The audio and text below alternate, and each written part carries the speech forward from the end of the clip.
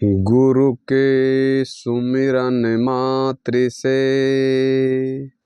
नासति विघ्न अनंत। तात सर्वारंभ में ध्यावत है सब संत। गुरु की महिमा अनंत है, अनंत किया उपकार। लोचन अनंत उघारियां, अनंत दिखावन हार। अनंत दिखावन हार, अनंत दिखावन हार। गुरु हैं बड़ा गोविंद से, मन में देख विचार। हरि सिरजे तो बार बार, गुरु सिरजे तो पार। जब मैं था तब हरि नहीं, अब हरि हैं मैं नाही। सब अंधियारा मिटी गया, दीपक देखत माही। साधु न पूछो जाति की, पूछ लीजिए ज्ञान। मोल करो तलवार की, पड़ा रहन दो म्यान। हरिहर आदि ब्रह्म हैं, जगत पूज जो कोय। सदगुरु की पूजा किए, तो सब की पूजा हो। तो सब की पूजा हो। मेरे परम पूज गुरुदेव आराध्य देव जी, तीर्थों के भी पावन कर देने वाले मधु मंगलमय संत समाज और सत्संग स्थल पर आए हुए अध्यात्म प्रेमी सज्जनों तथा देवियों, हमारे गुरुदेव कहा करते थे कि एक होता है विधान और एक होता है निर्माण। विधान और निर्माण अगर दोनों एक जगह हो तो देश का विकास होते कोई रोक नहीं सकता। तो विधान और निर्माण क्या है? तो विधान का होता है जैसे जो विधानसभा, जो विधानसभा है, जो बिहार में जहाँ मुख्यमंत्री बैठते हैं, विधायक लोग बैठते हैं, उसे विधान कहते हैं, विधानसभा कहते हैं।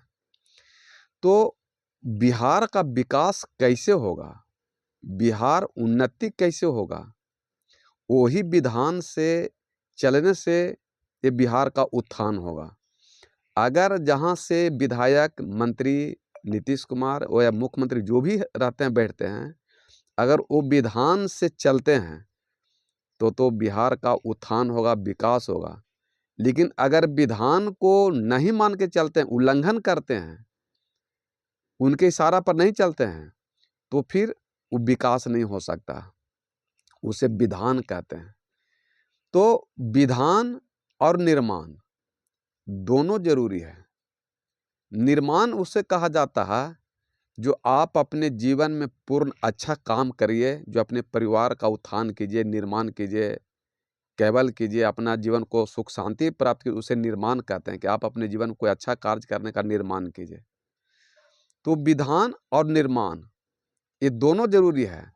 अब जैसे मनुष्य को क्या खाना है, क्या नहीं खाना है, क्या पीना है, क्या नहीं पीना है, कहाँ जाना है, कहाँ नहीं जाना है, क्या बोलना है, क्या नहीं बोलना है, तो ये आप अगर आप विधान पर नहीं चलिएगा तो आपके घर में उत्थान नहीं हो सकता है, विकास नहीं कर सकता है। वहाँ आपका जीवन में विध्वंस आ सकता है, दुख दर्द पीड़ा आ सकता है। वहाँ आपको निर्माण नहीं होगा, वहाँ आपका विकास नहीं होगा, वहाँ आपको नुकसान होगा। तो विधान का उल्लंघन क्या है और विधान का समर्थन क्या है?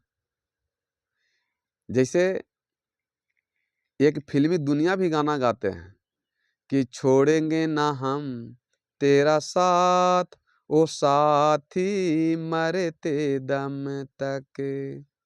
सात जन्म नहीं अगले जन्म तक, अगले जन्म नहीं जन्म जन्म तक। छोड़ेंगे ना हम तेरा साथ, ओ साथी मरते दम तक। जब किसी का शादी ब्याह होता है तो वहाँ एक कसम खिलावल जाता है, चाहे कसम खाते हैं कि छोड़ेंगे ना हम तेरा साथ, वो साथी मरते दम तक। इस जन्म तो क्या है कि सातों जन्म तक साथ नहीं छोड़ेंगे। वहाँ विधान को लेकर करके साथ चलने का प्रयास किए कि विधान ले रही हैं कि हम साथ में रहेंगे।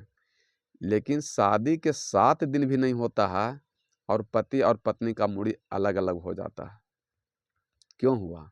क्योंकि आप विधान से अलग हट गए, वो रास्ता से अलग हट गए। तो पारिवारिक जीवन जीने में भी कुछ विधान होता है।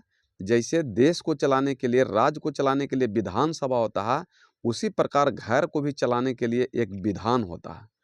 अगर उस विधान से चलते हैं तो आपका जीवन में उत्थान होगा, और अगर विधान से भटक गए, लाइन अलग हट गए, तो वहाँ आपका नुकसान होगा, वहाँ विकास नहीं होगा। जैसे रामचरितमानस की प्रसंग है, आप लोग सब देखे भी होंगे, सुनेंगे भी, कि राम जी को वनवास हो गया। तो राम जी को जब वनवास हुआ, जो पंच कुटीर में जा करके रुके, तो वनवास राम को हुआ था, लक्ष्मण सीता को नहीं हुआ था। लेकिन सीता जी कहीं कि मेरे पति जी वन में रहेंगे और हम घर में रहें, अयोध्या में राजभोग पर रहें, ये उचित नहीं है। देखिए यहाँ पर विधान का पालन कर रहे हैं सीता जी, जबकि उसके सास ससुर माता पिता बहुत समझाए कि बेटी तुम अयोध्या में रहो, हो सके तो तुम अपने मैके चले जाओ, जनक जी के पास चले जाओ, नैहर चले जाओ, लेकिन तुम वन के मत जाओ, वन में मत जाओ। ये बहुत समझा है, लेकिन सीता जी अपने विधान पर अडिग रहे और पालन वहाँ पर किए कि मेरे पति देव कंद मूल खाएंगे, जंगल में रहेंगे, झाड़ी में रहेंगे, आसमान के परछाई में सोएंगे, और हम राजमहल में सूतेंगे, राजभोग खाएंगे। ये विधान का उल्लंघन है। इसलिए हम हर हाल में पति के साथ जंगल में जाएंगे। देखिए यहाँ पर सीता जी विधान का पालन किए, उल्लंघन नहीं किए। और एक धरती के प्रत्येक नारी का यही धर्म है कि अपने पति का सम्मान करना, इज्जत करना, दुख दर्द पीड़ा में सहयोग देना, साथ देना, ये पत्नी का विधान है, ये सत्य बात है। लेकिन यहाँ जो पत्नी क्या कर रही है कि अपने पति को ही पतन कर रही है, तो उसे पत्नी नहीं कहते। जो पत्नी उसे कहते हैं जो अपने पति को पतन से बचा दे, उसे पत्नी कहते हैं। और जो पाप के रास्ते से हटा करके, अधर्म के रास्ते पर से हटा करके जो धर्म के रास्ते पर लाके खड़ा कर दे, उसे धर्म पत्नी कहते हैं, उसे धर्म पत्नी कहते हैं। तो सीता जी ने अपने विधान का पालन करने के लिए वन में चले गए। ओ सोना चांदी राज भोग सास ससुर को त्याग कर करके अपने पति धर्म को पालन करने के लिए वो चले गए जंगल में। यहाँ पर तो वो विधान को अपना पालन किए कि हम अपने पति का सेवा सत्कार करना, मान सम्मान करना, इज्जत करना, दुख सुख में साथ देना, ये पत्नी का धर्म है। तो वो विधान पर सही रही सीता माता जी, गलत नहीं किए। लेकिन जैसी जब वो जंगल में गए, पंचकुटी में थे, तो लक्ष्मण जी को भी वनवास नहीं हुआ था, वनवास राम जी को हुआ, लेकिन वो भी अपने भाई को समर्पित कर दिए जीवन को, अपने राज को छोड़ दिए, ठुकरा दिए, राजभोग को ठुकरा दिए, और वो भी अपने विधान पर चले कि नहीं हमको अयोध्या नहीं चाहिए, हमको बड़ भाई का सेवा सत्कार चाहिए। आज क्या है, वो छोटे भाई जो बड़ भाई को सेवा करने के लिए तैयार है? कोई तैयार नहीं है। तो विधान का समर्थन करना हो गया। यहाँ पर सीता जी और लक्ष्मण जी विधान का समर्थन किए। अब देखिए उधर क्या हुआ कि सीता जी जैसी पंचकुठी में रहने लगे तो वो फूल तोड़ने के लिए गए, तो वहाँ एक सोना का मृग देखे। हालांकि सोना का मृग नहीं होता, वो माया था, ये आप लोग सब देखे भी हैं रामायण में, ये बताने की जरूरत है भी नहीं। तो वो सोना के हरिण देखे। अब सोना के हरिण देखी तो कह रहे हैं श्री रामचंद्र को, अपने पति को, कि प्रभु हमको ये सोना के हरिण ला दीजिए। हालांकि राम जी बहुत समझाए कि सोना का हरिण नहीं होता है, ये सब माया का होगा, इसमें उलझने की जरूरत नहीं है। लेकिन पता नहीं संसार का क्या नियम है कि आज तक जब राम भगवान अपने पत्नी को समझाने में कामयाब नहीं हुए, तो ये हिंदुस्तान के पति लोग क्यों परेशान है कि हम पत्नी को समझा लेंगे, खुश कर देंगे, शांति दे देंगे। पत्नी को सुख शांति करना और बेंग को तराजू पर तौलना एक जगह करना बराबर है। अगर आप तराजू पर बेंग को एक जगह कर सकते हैं तो आप अपने पत्नी को खुश कर सकते हैं। अगर आप बेंग को एक जगह नहीं कर सकते हैं तो आप अपने पत्नी को खुश नहीं कर सकते हैं। तो ये श्री रामचंद्र जी भी अपने पत्नी को समझाने में जब फेल हो गए, तो फिर इस धरती के हिंदुस्तान के आदमी बेकार कहते हैं कि हमारा पत्नी नहीं समझता है या नहीं मानता है मेरी बात में। ये सब शिकायत करना ही छोड़ दीजिए। जो जीवन मिला उसमें जीवन को जी लीजिए। सुख हो, दुख हो, भला हो, बुरा हो, परिवार के साथ रह करके जीवन को बिता लिया, कुछ है नहीं। लेकिन राम जी अपने पत्नी को नहीं समझा पाए और वहां पर देखिए सीता जी अपने विधान का उल्लंघन किए। जब अयोध्या में थे तो वहां विधान का पालन किए, समर्थन किए कि अपने पति को सेवा करने के लिए सोना चांदी राजभोग महल को ठुकरा दिए। वो विधान को समर्थन किए थे वहां अयोध्या में कि माता पिता को भी बात को ठुकरा दिए, सास ससुर को भी बात को ठुकरा दिए, राजभोग को ठुकरा दिए, सोना चांदी ऐश्वर्य सुख शांति को ठुकरा दिए। वहाँ विधान का वो समर्थन किए और पति को सेवा करने के लिए कुश पर कांटा में जंगल में दुख भोगने के लिए तैयार हो गए। वो विधान का वहाँ समर्थन किए। लेकिन जैसे जंगल में गए तो कहते हैं हमको सोना का हरिण ला दीजिए, तो विधान का उल्लंघन कर दिए। आज यही घर घर में हो रहा है कि जो घर का विधान का उल्लंघन करेंगे उस घर में विपत्ति, पाप, दुख, दर्द, पीड़ा, कलह, कलेश, चिंता, टेंशन होगा। इसे कोई नहीं रोक सकता, कोई भगवान भी बचा नहीं सकते हैं।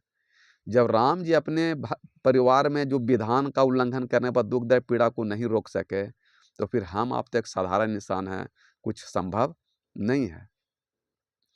लेकिन श्री रामचंद्र जी पत्नी को नहीं समझाए, फेल हो गए और हरिण को मारने के लिए चले गए।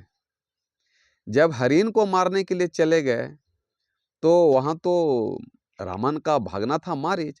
तो जब बाण मारे तो राम के आवाज में बोला कि हे लक्ष्मण, हे सीता, हमको जान बचाओ, मेरा जान खतरा में। वहाँ राम का आवाज निकला। वो मायावी था ना।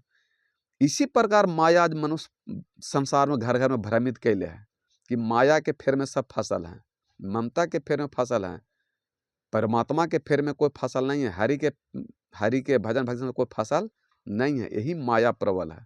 और जब वो बोले कि हे लक्ष्मण, हे सीता, हमको बचाओ, तो लक्ष्मण समझ गए कि मेरे भैया पर कोई आँच नहीं आ सकता। लेकिन सीता जिसको समझ नहीं पाया और कहीं कि लक्ष्मण भैया पर आफत आ गया है, परेशानी आ गया, जाइए आप भैया को मदद कीजिए। लक्ष्मण जी कहीं कि भाभी माँ आप स्थिर से रहिए, उनके पर कोई खतरा आ ही नहीं सकता है, उन पर कोई दुख दर्द पीड़ा नहीं आ सकता, आप निश्चिंत रहिए। लेकिन वहाँ पर सीता बहुत अनाप शनाप बोल दिए लक्ष्मण को। वहाँ भी विधान का उल्लंघन कर दिए कि अनाप शनाप बोल दिए। तो लक्ष्मण कहें कि ठीक है, अगर आप कहते हैं तो हम जाते हैं। लेकिन वहाँ पर लक्ष्मण जी एक लकीर को खींचते हैं, जिसे आप लोग कहते हैं लक्ष्मण रेखा। वो एक लक्ष्मण विधान के रूप में खींच दिए कि माता जी इस लकीर से, इस विधान से बाहर मत होइएगा। कहें कि ठीक है, और लक्ष्मण जी चले गए। लक्ष्मण जी चले गए और जब आप विधान को उल्लंघन कीजिएगा तो रावण जैसा राक्षस आपको दुख दर्द पीड़ा पाप देने के लिए तैयार रहेगा। वहां तो रावण आया था राक्षस ना। आपका जब घर में विधान का उल्लंघन कीजिएगा तो दुख का रावण, कलह कलेश का रावण, कंस आपको दुख दर्द देने के लिए तैयार रहेगा। लक्ष्मण जी चले गए राम जी को खोजने बचाने के लिए। इधर रावण साधु के भेष में आया, साधु के भेष में आया और भिक्षा मांगने लगा। वहां तो माया है। तो कुछ देरी विधान का सीता जी पालन किए कि नहीं, लक्ष्मण जी कह दिए कि इस लकीर से बाहर मत होइएगा, इस विधान को उल्लंघन मत कीजिएगा। कुछ देरी पालन करने में तो सफल हो गए सीता माता जी। लेकिन उनके मन में माया इतना प्रबल है कि कहीं कि लक्ष्मण हमसे छोटा है, मेरे सामने वो हमको संस्कार बुद्धि ज्ञान देगा, वो हमको विधान में रखेगा, और वो विधान का उल्लंघन कर दिए। तो जैसी विधान का उल्लंघन किए तो आप सब लोग देखें कि क्या हुआ। तो सीता जी भारत से चल गए लंका, और कितना दुख दर्द पीड़ा राम लक्ष्मण को उठाना पड़ा, ये सब आप लोग देखे हैं। तो इसी कहा है कि विधान और एक होता है निर्माण। तो अगर आप चाहते हैं कि हमारे जीवन में सुख शांति हो, तब माता पिता पति पत्नी का विधान के दायरे में रहिए, उसको उल्लंघन मत कीजिए। अगर सही बात, अगर आपके पत्नी भी दिमाग के तेज है, बुद्धि के तेज है, ज्ञान विवेक में तेज है, तो वहाँ पर पत्नी को भी मलकिनी बना दीजिए, और तो ही मलकिनी बन के घर चलाओ, उसी को मलकिनी बना दीजिए। अगर पुत्र आपका ज्ञानमान है, बुद्धिमान है, चरित्रमान है, सब तरह से बुद्धि में तेज है, तो पिता का भी धर्म बनता है कि पुत्र को ही मालिक घर को बना दीजिए। लेकिन अगर लगता है कि वो घर संभाल लेगा, तो अगर आपको लगता है कि घर को डुबा देगा, तो फिर मत दीजिए। अगर लगता है कि पुत्र तेज है, हमारा घर को संभाल लेगा, घर को विकास करेगा, विधान से चलाएगा, उल्लंघन नहीं करेगा, तो उसको ही मालिक बना दीजिए, उसमें कोई दिक्कत नहीं है। तो आप अपने घर को, मालिक को पिस्टन समझिए। जैसे डीजल होता है ना, तो डीजल में एक पिस्टन होता है, तो एक डीजल फिल्टर होता है, एक नोजल होता है, एक टंकी होता है। तो टंकी तेल देता है एलिमेंट को, एलिमेंट तेल देता है नोजल को, और नोजल तेल देता है फिल्टर कर करके पिस्टन को। तो मालिक है पिस्टन। तो पिस्टन को आप उल्टा पुल्टा बोली मत बोलिए, कचरा बोली मत बोलिए, कड़ा बोली मत बोलिए। आप उसको फिल्टर कर करके उस पिस्टन को तेल दीजिए, यानी मीठा वाणी बोलिए, अच्छा कार्य को बोलिए, वहाँ पर विधान से चलिए, उल्लंघन मत कीजिए, तो आपके जीवन में सुख शांति आ सकता है। तो घर में कोई भी सदस्य अगर ज्ञानमान है, बुद्धिमान है, चरित्रमान है, तो उसको बागडोर दीजिए, उसको पिस्टन समझिए, और पिस्टन समझ कर करके उस पर पूरा परिवार भरोसा किए, तो घर का उत्थान विकास होगा। अगर उस पर आप विश्वास नहीं करते हैं, तो आपका घर का विकास रुक जाएगा, वहाँ पर उन्नति नहीं हो सकता, वहाँ विपत्ति आएगा, उन्नति नहीं हो सकता। इसलिए गोस्वामी तुलसी साहब कहने कि जहाँ सुमति तहाँ संपत्ति नाना, जहाँ कुमति तहाँ विपत निदाना। तो ये विधान और निर्माण, तो सीता जी जब विधान से चले तो सुख शांति मिला, लेकिन विधान का उल्लंघन किए तो दुख दर्द पीड़ा हुआ। और सीता जी को लगा कि हम लक्ष्मण को बात माने, नहीं बात माने। तो सोचिए कि जब विधान का उल्लंघन करने से राम भगवान के भी जीवन में दुख दर्द पीड़ा आ सकता है, तो फिर ये हिंदुस्तान के घर घर की कथा कहानी है, ये रामेश्वर सीता की कथा नहीं है, ये पूरे संसार की कथा है, घर घर की कहानी है, कि आज कोई सब आदमी विधान से नहीं चल रहे हैं, उल्लंघन से चल रहे हैं।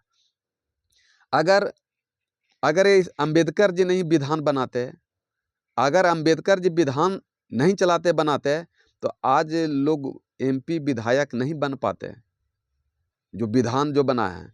अगर अंबेडकर जी विधान नहीं बनाते, तो आज हम लोग बैठ करके प्रवचन सत्संग नहीं करते। जैसे दादू